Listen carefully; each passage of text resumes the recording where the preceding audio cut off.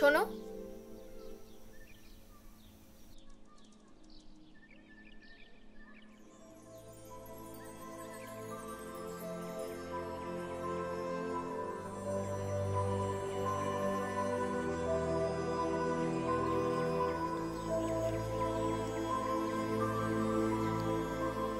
হে hello. কেমন আছো তুমি? ভালোই, তুমি? ভালোই।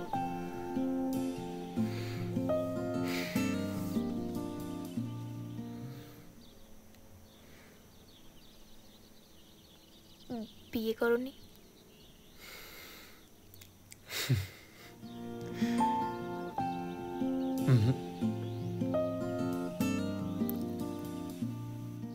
শুনেছি অনেক বড় চাকরি করো, অনেক বন্ধু বান্ধব হয়েছে, বিয়ে করনি কেন এখনো? সময় হলে করব, বিয়ে নিয়ে অত ভাবিনি, তবে করব, খুব তাড়াতাড়ি করব।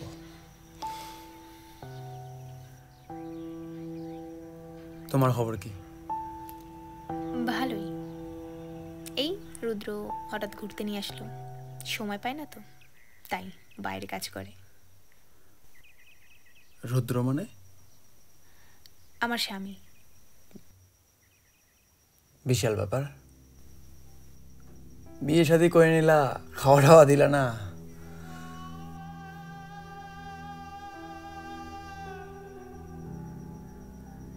বাইরে খুব ভালো লাগছে, কপালে লাল টিপ, লাল শাড়ি, শাখা পলা, খুব ভালো লাগছে। থ্যাঙ্কস। তোমাকেও বেশ ভালো লাগছে। তাই?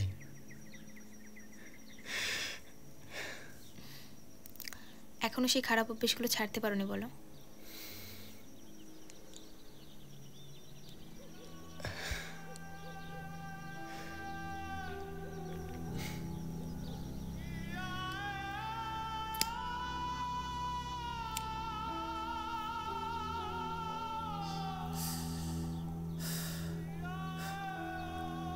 তা এখানে দাঁড়িয়ে কথা বলবে নাকি কোথাও গিয়ে বসবে?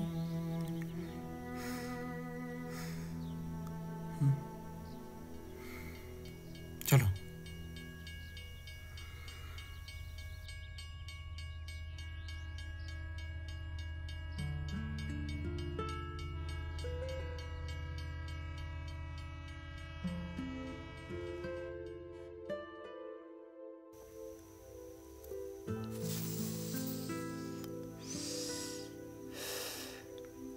তারপর বলো।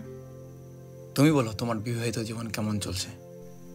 ভালোই, খুবই ভালো। আর তুমি থাকলে হয়তো আরও ভালো হতো। আমার স্বামী খুবই ভালো মানুষ, খুব ভালোবাসে আমায়, ভালোই আছি। আচ্ছা, তারপর? সে খুব ভালোবাসে আমায় আর আমার প্রতিটা আবদার মেটানোর চেষ্টা করে। আমার ছোট ছোট ইচ্ছেগুলো সে পূরণ করার চেষ্টা করে। খুব ভালোবাসে আমায়। হ্যাঁ, হয়তো একটু সময় কম দেয়, পাশে থাকতে পারে না সব সময়, কিন্তু খুব ভালোবাসে।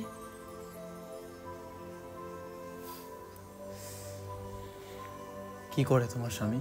আমার স্বামী এই তো খুব ভালো একটা জব করে, জানো তো, 50,000 টাকা মাইনে পায়।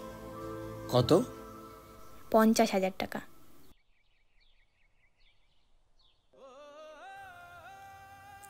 একটা কথা বলি, হুম।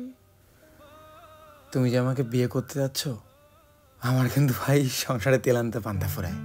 তো কি হয়েছে? যা জুটবে সেটা দিয়ে সংসার চালাতে হবে। আচ্ছা, তোমার আমাকে কি মনে হয়? না মানে কি মনে হয়, আমি তোমার টাকা পয়সা দেখে তোমার ভালোবাসছি? আরে সেটা বলিনি। না, তুমি কথাটা কি বললে?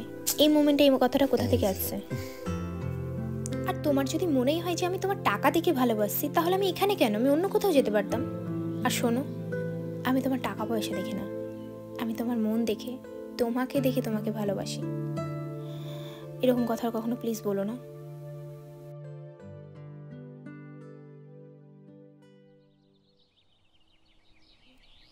আচ্ছা, এবার কি এটা ফেলা যায় না?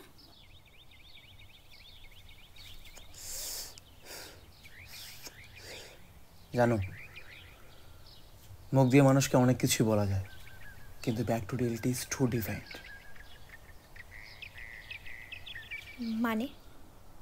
মানে তুমি বুঝবে না। তুমি যদি বুঝতে তাহলে তুমি আজকে আমারই হতে। আচ্ছা ছাড়ো, বলো বিয়ের দিনটা তোমার কেমন কাটলো? আমার কথা ছাড়ো, তোমার দিনটা কেমন কেটেছিল? খুবই ভালো, এতটাই ভালো যে আই কান্ট এক্সপ্লেইন। সেদিন সারাদিন তোমাকে ফোন করেছিলাম, জানো? জানবে কেমন করে? ফোন নাম্বারটাই তো ব্ল্যাকলিস্ট ছিল। যাই হোক, তোমাকে ফোনে পাইনি, সারাদিন ফোন করেছিলাম। তারপর ঘরে একা ছিলাম, বন্ধু বান্ধবরা আসলো, অনেকেই অনেক কথা বললো, যেটা বন্ধুদের মধ্যে হয়। ওরা বোঝাইলো, ওরা বলল যে যাওয়ার সে যাবি, আর যে থাকার হাজারো বিপদ আসলেও সে পাশে থাকবে। কিন্তু মনটা কিছুতেই মানছিল না। তারপর বন্ধু বান্ধবরা মদ নিয়ে আসলো, 1 প্যাক 2 প্যাক 3 প্যাক, এভাবে যে কপাক খেলাম আমি নিজেও যাই না। মদ খেতে খেতে সেন্সলেস হয়ে গেছিলাম। তারপর দিন যখন টের পাই, মাথা ঝিমঝিম করছিল, মানে কিছু ভালো লাগছিল না। তারপর থেকে ওই মদ, বিড়ি, সিগারেট আর নেশায় বন্ধ হয়ে গেছিল। এতটাই নেশা করছিলাম, মাঝে মাঝে সেন্সলেস হয়ে গেছিলাম। মাথায় শুধু একটা জিনিসই ঘুরপাক খাচ্ছিল, যাকে ভালোবাসলাম তাকেও পেলাম না, এত কষ্ট করে পড়াশোনা করলাম, জীবনে একটা চাকরি পেলাম না।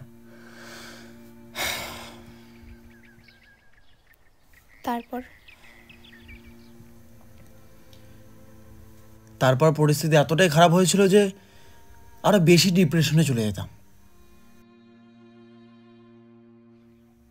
কখনো কখনো এটা মনে হতো যে আমার ভালোবাসা মানুষটাকে কেউ ওষুধ খাওয়ায়নি তো। যদি ওষুধই না খাওয়ায়, তাহলে 6 বছর রিলেশন থাকার পরে একটা মেয়ে হঠাৎ করে কি করে এতটা চেঞ্জ হতে পারে?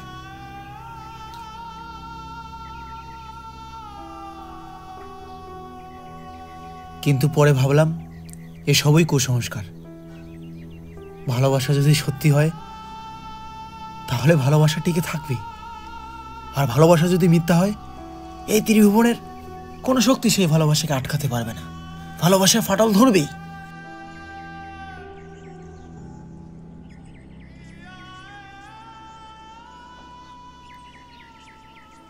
কিন্তু পরে ধীরে ধীরে বুঝতে পারি, পরে কিছুটা স্বাভাবিক জ্ঞান আসে। যখন স্বাভাবিক জ্ঞান আসে, ধীরে ধীরে আবার জীবন যুদ্ধে নেমে পড়ি।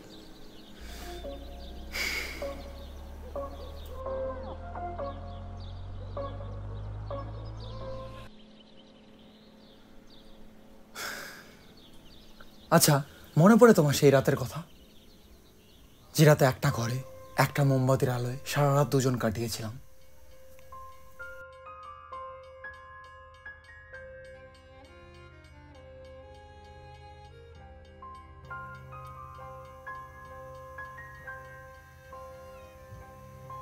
যে রাতে একটা বালিশের উপরে দুজনের মাথা ছিল?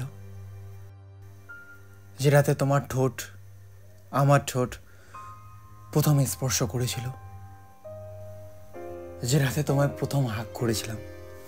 জানি না মনে পড়ছে কিনা, কিন্তু সেদিন কিন্তু তুমি অনেক কথা বলেছিলে।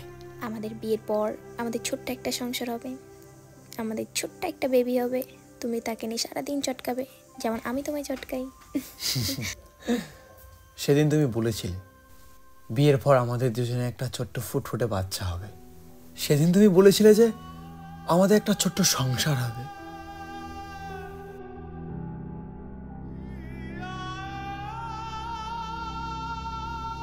এই চলো।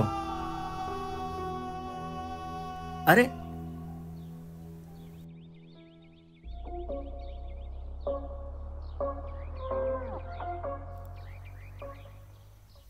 কে উনি? তোমায় বলেছিলাম না, রুদ্র, আমার স্বামী। স্যার, আপনি এখানে? স্যার নমস্কার। স্যার নমস্কার। নমস্কার। নমস্কার। স্যার মানে?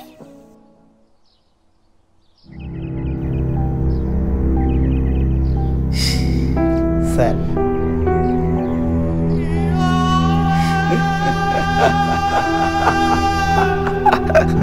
স্যার